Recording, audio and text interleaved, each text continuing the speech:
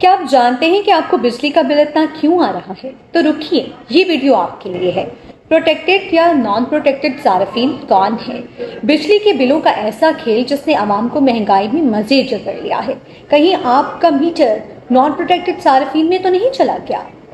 पाकिस्तान में महंगाई ने पहले ही आम आदमी की कमर तोड़ दी है। ऐसे में बिजली के जायद बिल अदा करना लाखों सार्फिन के लिए इम्तिहान बन चुका है।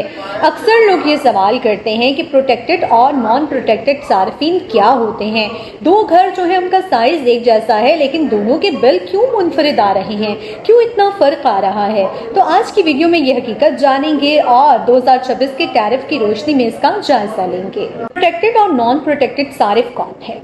नेपरा की क्वाइट के मुताबिक अगर कोई घरेलू सारिफ 6 माह तक 200 यूनिट बिजली इस्तेमाल करता है तो वो प्रोटेक्टेड सारिफ कहलाएगा, और अगर ये शर्त पूरी नहीं होती तो ऐसा सारिफ नॉन प्रोटेक्टेड कंज्यूमर कहलाता है। नॉन प्रोटेक्टेड कैटेगरी में जाते ही अगले 6 महीनों तक उस सारिफ पर टैक्सों के अंबार लग जाएंगे। अगर 200 यूनिट इस्तेमाल किए हैं तो बिल 3500, और अगर 200 यूनिट से 1 यूनिट भी ज्यादा इस्तेमाल किया है तो वही बिल 9500 हो जाएगा। यानी बिल डबल ट्रिपल हो जाएंगे।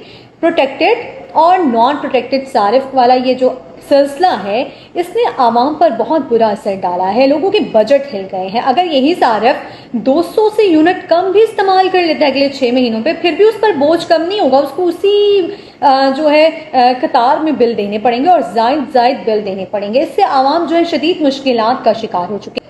अगर आपको मेरी वीडियो पसंद आई हो तो मेरे चैनल को सब्सक्राइब करना मत भूलिएगा, वीडियो को लाइक शेयर करना मत भूलिएगा और अपनी राय कमेंट्स में ज़रूर बताइएगा।